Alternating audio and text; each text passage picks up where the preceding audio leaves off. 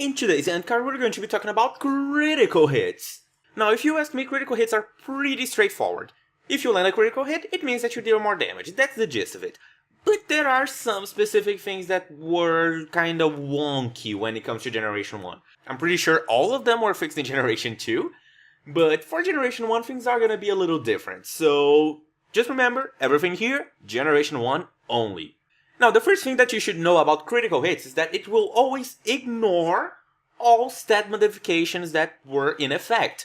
This may include anything from items such as X attack, X defense, X special, to moves such as Harden, Growl, Amnesia, or even stat conditions like Burn that will cut your attack stat in half. Any and all of these stat modifications will be ignored by critical hits. Yes, I mean all of them, even the ones that would favor the person who got the critical hit, which is a huge oversight when it comes to programming, but as I said previously, the creators just didn't think too hard about it. They didn't bother bug testing it this deeply into the game's mechanics, but yeah, they had no idea Pokemon would become what it became. So, because that, critical hits will ignore even if you raise your attack, your special, or you lower your opponent's defense. It would be great if your opponent was spamming Harden or something like that, but if you were boosting yourself up or debuffing your opponent, it is just gonna get in your way.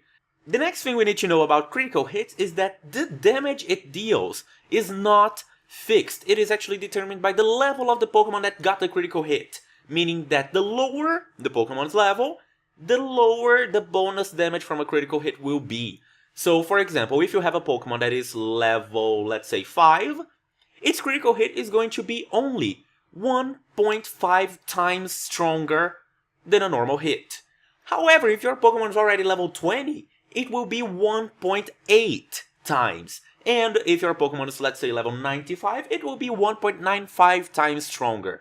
So, it will increase with your Pokemon's level, getting really strong, really powerful at around level 20, which should be at around the second gym. So honestly, it really doesn't take long until critical hits really become that really powerful and scary thing that you should worry about. So that is basically what critical hits do. They will increase our damage and ignore all stat modifications. The higher the level of your Pokemon, the stronger the critical hit will be.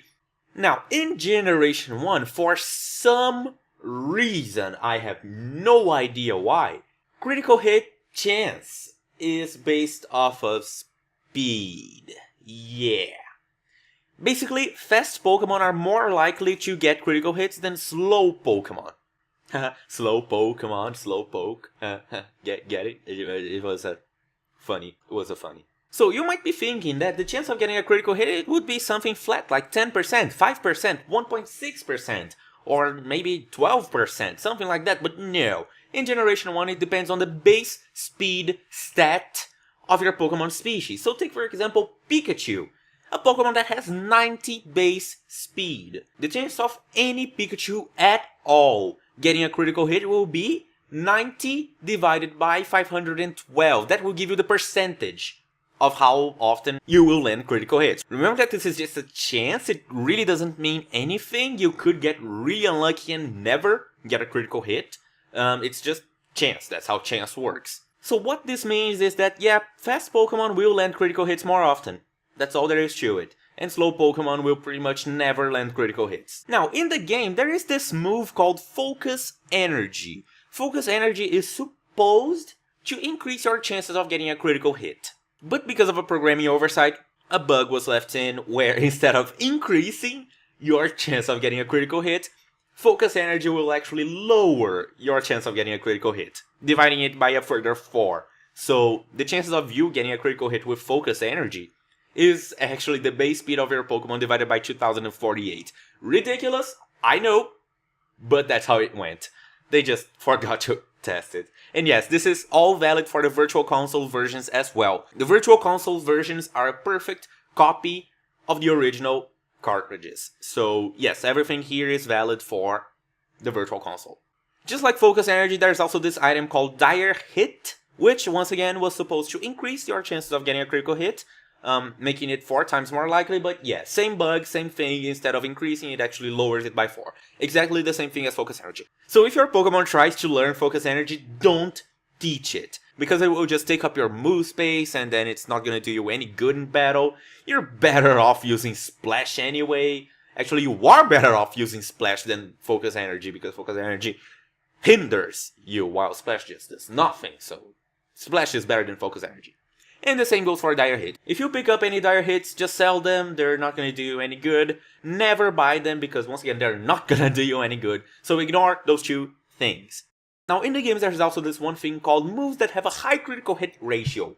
There are a total of 4 moves that have that high critical hit ratio. Now, basically what these moves do is that they have a higher chance of inflicting a critical hit. Yeah, they're very straightforward with that description. So, those moves are Crab Hammer, which can only be learned by Krabby and Kingler. Karate Chop, which unfortunately is a normal type move in the first generation. I don't know why. Yeah, it's not fighting, it's normal, so keep that in mind. Generation 2 it was changed, but yeah, normal type move for now. The grass type move Razor Leaf, it is special. It doesn't matter if the move is physical or special, critical hits will affect those moves in the very exact same way. The only difference is, of course, how the damage is calculated. So yeah, Razor Leaf is another one of those.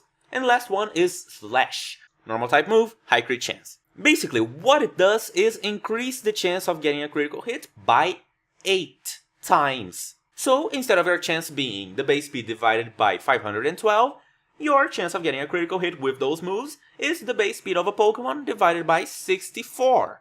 It's math, it's very simple. And you might look at this and think, okay, that's cool, so fast Pokemon have a better chance of getting critical hits, but here's the thing. When we're talking about moves with high crit chance, a lot of Pokemon that can learn those moves are extremely fast.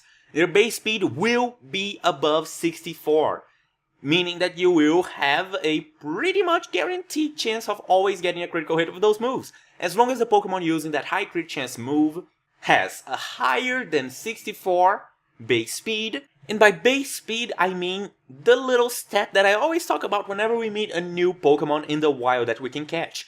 That stat. Not the speed stat that you can see on your Pokemon summary. The base speed of the species of Pokemon that you are using. Not the stat, the base. You are pretty much guaranteed to always get a critical hit. You won't always get it, because the game generates a number between 0 and 255, and then it compares with another number that we calculate using the speed that is also between 0 and 255, and the number generated has to be lower than the number calculated. So if you get 255 and 255, that's a tie, they're equal, not a critical hit. So yeah, there's a slight chance that you won't. But as long as the Pokemon using that high crit chance move has a base speed higher than 64, you are pretty much guaranteed always getting a critical hit. And of course, when it came to Generation 2, they just switched it all up to, hey, it's always going to be double damage, regardless of level, and the chance of getting a critical hit does not depend on speed anymore, it's always fixed. So, there. Things are just overly complicated in Generation 1, it's something that we have to deal with, but hey, it's kind of fun to look at it, actually.